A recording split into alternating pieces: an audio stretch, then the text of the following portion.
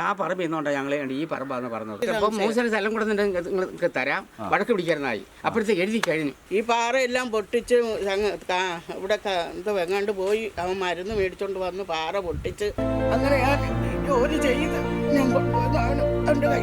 നമ്മൾ എല്ലാവർക്കും അറിയാം സാർ ഈ സംഭവം എല്ലാവർക്കും അറിയാം.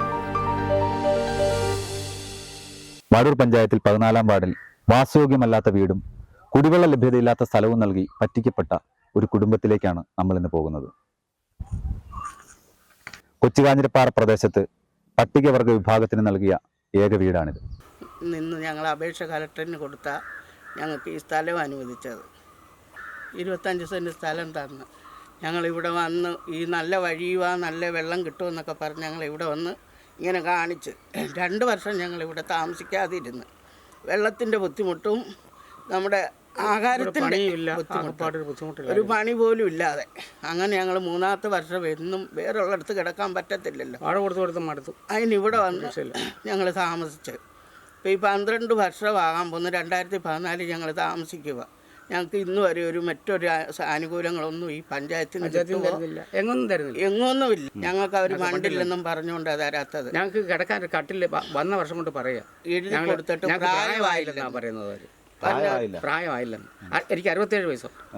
സംഭരണി വന്നപ്പോൾ അവർക്ക് 7000 രൂപ അടച്ചു കൊടുത്താലേ മെമ്പർ തരത്തുള്ളൂ പറഞ്ഞ അപേക്ഷ ക്യാൻസലാക്കി. അവർക്ക് ആഹാരം കൊടുക്കണം, സിമെന്റ് മേടിച്ചു കൊടുക്കണം, കട്ട മേടിച്ചു കൊടുക്കണം എന്ന് പറഞ്ഞു. ഞങ്ങൾക്ക് ഒരു രക്ഷയില്ല. ഇവിടെ ഇത് പണിത് തീർന്നു കഴിഞ്ഞപ്പോൾ ഓരോരുത്തർ പറയുന്നത് പൈസ കൊടുക്കണ്ടായിരുന്നു, നമുക്ക് കിട്ടുമായിരുന്നെന്ന്. ഇപ്പം ഈ ജനുവരിയിൽ മുമ്പ് ഞാൻ അപേക്ഷ കൊടുത്ത് കിണറിന്, കക്കൂസിന്, ടാങ്ക്, ഈ പോത്തിന് കൊടുത്ത്, കട്ടിലിന് വെച്ച് ഇപ്പം ഈ 2 വട്ടം ഇവിടെ ഇപ്പോൾ വിതരണം കഴിഞ്ഞു. കട്ടിലും വിതരണം ചെയ്തു, ടാങ്കും ചെയ്തു, ഒന്നുമില്ല. ഇതെല്ലാം ഈ ഇവിടെ മേടിച്ച് വെച്ചാൽ ഞങ്ങൾ ഇൻസ്റ്റാൾമെൻറ്റ് കടം മേടിച്ച് വെക്കുന്നത്. കുടിവെള്ളം ഇല്ല, പൈപ്പിന് കണക്ഷൻ ഇവിടെ നിന്ന് ഇങ്ങനെ തരാൻ പഞ്ചായത്ത് ഞങ്ങൾ പറയുമ്പോൾ ഈ വലിയ കർഷം വരുന്നില്ലേ, വില കൊടുത്ത് ഇവിടെ വെച്ചേക്കുന്നത് ഞങ്ങൾ ഈ പഞ്ചായത്തിലെ. ഞാൻ തൊഴിലുറപ്പിന് പോയി 10,000 രൂപ കൊടുത്ത ഈ വെള്ളം വെച്ചേക്കുന്നത്. പക്ഷെ ഞങ്ങൾക്ക് ആ കുടിവെള്ളം പോലും ഇല്ല. കുടിവെള്ളം ഇപ്പോൾ ഇവിടെ ലഭിക്കുന്നില്ല. ഇല്ല, ഞങ്ങൾ ഇന്ന് മേടിക്കാൻ പൈസ ഇല്ലാത്തതുകൊണ്ട് ഞങ്ങൾ ഈ തൊഴിലുറപ്പിന് പോയി വന്ന് കുളിക്കാനും നനയ്ക്കാനും പോലും. അപ്പോൾ ഈ വസ്തു നിങ്ങൾക്ക് ഇവിടെ 20 സെന്റ് സ്ഥലം ഉണ്ടല്ലേ? 25 സെന്റ് സ്ഥലം. 25 സെന്റ് സ്ഥലം തന്നു. അതിൽ വീട് വെക്കാനും ഉള്ള സ്ഥലം. വീട് വെക്കാൻ 3.5 ലക്ഷം, 10 ലക്ഷം രൂപ വസ്തുവിനും കൂടാതെ. അങ്ങനെ ഈ 10 ലക്ഷം രൂപ ഈ വസ്തു ആരാണ് നിങ്ങൾക്ക് തന്നിരിക്കുന്നത്? ഇവിടെ തന്നിരിക്കുന്നത് ബ്രോക്കർ പ്രകാരം ബിഷോൻ പറഞ്ഞൊരു കക്ഷിയുണ്ട്. ഇത് ബ്രോക്കർ മുഖാന്തരമാണ്. ബ്രോക്കർ മുഖാന്തരമാണ്. ബ്രോക്കർ നിങ്ങളോട് പൈസ എല്ലാം മേടിച്ചിട്ടുണ്ടോ? ഞാൻ ജോലി ചെയ്യുന്ന പൈസ 8 രൂപ 7 രൂപ വെച്ച് ഞാൻ കൊടുത്തിട്ടുണ്ട്. 8,000 അങ്ങനെ ഞാൻ കൊടുത്തിട്ടുണ്ട്. ഞാൻ അടുക്കളപ്പണിക്കൊക്കെ അവിടെ പോയാ ഞങ്ങൾ കുളത്തുപുഴ ചെന്ന് ഞങ്ങൾ സമരഭൂമി കിടക്കുമായിരുന്നു സ്ഥലത്തിന് വേണ്ടി. അവിടെ നിന്ന് വിളിക്കുമ്പോൾ ഞാൻ ഇവിടെ വന്ന് ബൈക്കത്തോ കാഞ്ഞിരപ്പള്ളിയിലോ പോയി ഞാൻ പൈസ കൊടുത്തിട്ടുണ്ട്. ഇത് അളന്ന് തിരിക്കുന്ന അന്ന് വരെ ഞാൻ പൈസ കൊടുത്ത്.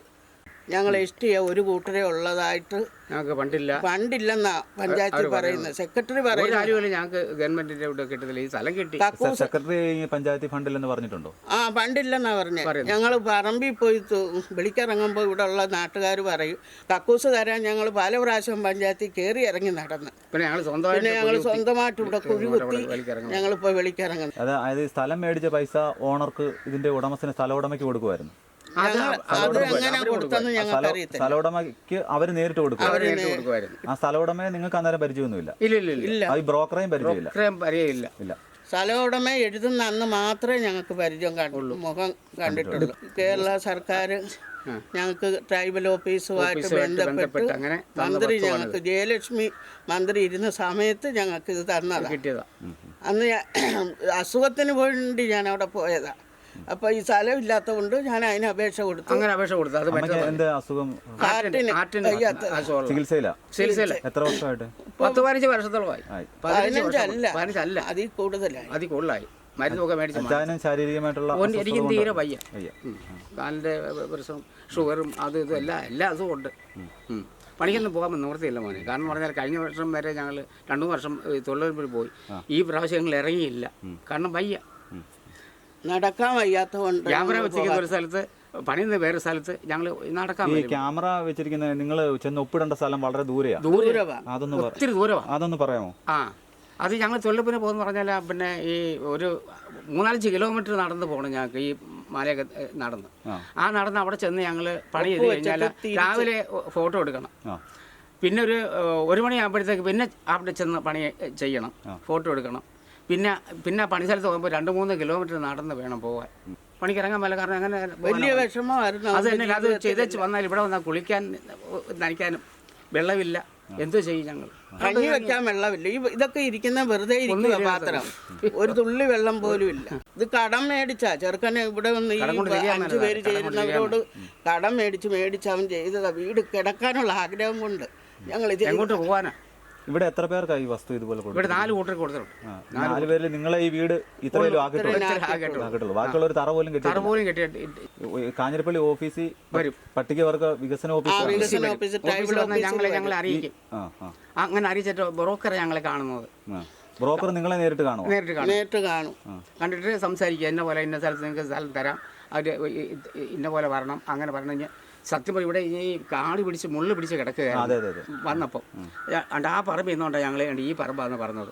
അന്നേരം ഈ പാറ കാണുന്നത്, സത്യം പറഞ്ഞാൽ ഈ പാറ കാണുന്ന അന്നേരം ഇവിടെ ഞാൻ കിടക്കത്തില്ലായിരുന്നു. കാരണം പറഞ്ഞാൽ വീട് പണിയാൻ പറ്റത്തില്ലെന്ന് എനിക്ക് മനസ്സിലാക്കി കഴിഞ്ഞപ്പോൾ ഞാൻ ഈ ബ്രോക്കറിനെ വിളിച്ച് പറഞ്ഞു, സാറേ എന്തൊരു പണിയാണ് ചെയ്തത്? ഞങ്ങളെ പാവപ്പെട്ടവരെ 25 സെൻറ്റ് സ്ഥലം ഞങ്ങൾക്ക് എന്തിനു തന്നതാണ്? ഞങ്ങൾ വീട് വെച്ചതിന് കിടന്നാൽ മതിയോ? ഞങ്ങൾക്ക് കഴിക്കൊന്നും വേണ്ടേ? ഒരു കാന്താരിത്തായി പോലും ഇവിടെ കുഴിച്ചു വെക്കാൻ പറ്റത്തില്ല സാറേ, എനിക്ക് സ്ഥലം വേണ്ടാന്ന് പറഞ്ഞു. അപ്പോൾ ഈ പേരിൽ എഴുതി കഴിഞ്ഞു. എഴുതി കഴിഞ്ഞാൽ അവർ പറഞ്ഞു ഫൗണ്ടേഷൻ കെട്ടിത്തരാം നിങ്ങൾക്ക്, 3 സെന്റ് സ്ഥലം കൂടെ കൂട്ടിത്തരാന്നും പറഞ്ഞുകൊണ്ട് ആ സാറന്മാർ അങ്ങനെ ഒരു ഓഫർ നിങ്ങൾക്ക് വെച്ചായിരുന്നു. ഓഫർ വെച്ചിട്ടുണ്ട്. 3 സെന്റ് കൂടുതലുണ്ടോ? 3 സെന്റ് സ്ഥലം കൂടെ നിങ്ങൾക്ക് തരാം, വഴക്ക് പിടിക്കാനായി. അപ്പോഴത്തേക്ക് എഴുതി കഴിഞ്ഞു. ഞങ്ങളുടെ ജോലി പോകും. ഞാൻ പറഞ്ഞു എനിക്ക് സ്ഥലം വേണ്ട, ഞാൻ അവരുടെ ജോലി പോകുന്ന അവർ പറഞ്ഞു. ഒരു ഞാൻ സമ്മതിച്ചല്ലോ സാർ. തിരുവനന്തപുരത്തുള്ളൊരു മേഡമായിരുന്നു, താരാ മേഡം എന്ന് പറഞ്ഞ്. അവർ വന്ന് ഇവിടെ എന്നോട് പറഞ്ഞു ഇങ്ങനെ ചെയ്യരുത്, എൻ്റെ മക്കൾക്ക് പോലും ബ്രാക്ക് കിട്ടും, ചേച്ചി ഇങ്ങനെ വിഷമിച്ച ഈ പാറയുടെ മണ്ടയ്ക്ക് ഈ പാറയെല്ലാം പൊട്ടിച്ച് ഇവിടെ എന്ത് വെങ്ങാണ്ട് പോയി അവൻ മരുന്ന് മേടിച്ചോണ്ട് വന്ന് പാറ പൊട്ടിച്ച് അതിൻ്റെ വണ്ടിക്കൂലി ഈ പാറയെല്ലാം പെറുക്കി അടുക്കിയിട്ട് പിന്നെ അതിൻ്റെ അടി 2 ഫൗണ്ടേഷൻ കെട്ടി.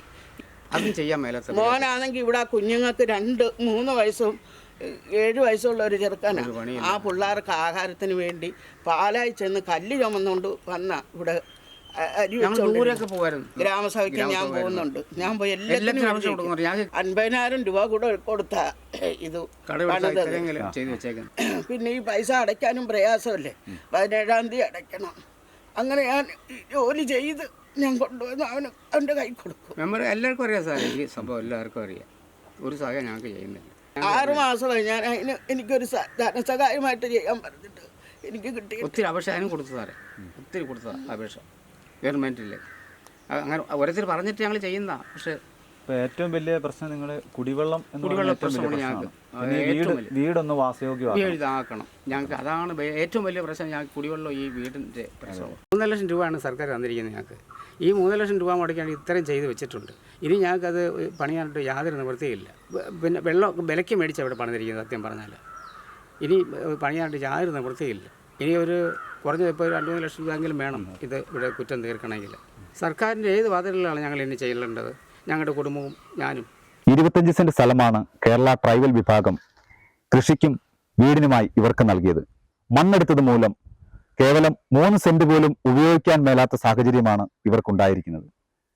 സ്ഥല ഉടമയ്ക്ക് സ്ഥലം കച്ചവടം നടന്നത് എന്നതൊഴിച്ചാൽ യാതൊരു പ്രയോജനവും ഈ ഉപഭോക്താക്കൾക്കുണ്ടായില്ല എന്നുള്ളതാണ് ഏറെ സത്യം. ഇതുപോലെ 6 കുടുംബങ്ങൾക്ക് ഇവിടെ വീട് വയ്ക്കുവാൻ സ്ഥലം നൽകി.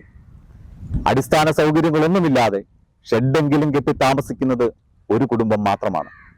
ബാക്കിയുള്ള 5 കുടുംബങ്ങൾ ഇവിടേക്ക് എത്തി നോക്കിയിട്ട് പോലുമില്ല. 12 വർഷക്കാലമായി പാതി പണിത വീടുകൾ ബാക്കിയായി. സർക്കാർ ഫണ്ടുകൾ ഇത്തരത്തിൽ ദുർവിനിയോഗം ചെയ്യപ്പെടുമ്പോൾ നഷ്ടപ്പെടുന്നത് അർഹതപ്പെട്ടവരുടെ സ്വപ്നങ്ങളാണ്. ഇത്തരത്തിൽ ഒത്താശ പാടിയ ദല്ലാളന്മാരും ഉദ്യോഗസ്ഥരും സ്ഥല ഉടമകളും മറുപടി പറയേണ്ടിയിരിക്കുന്നു. കേരള ന്യൂസിനു വേണ്ടി ക്യാമറാമാൻ സുധീഷിനൊപ്പം സജീവ് CV.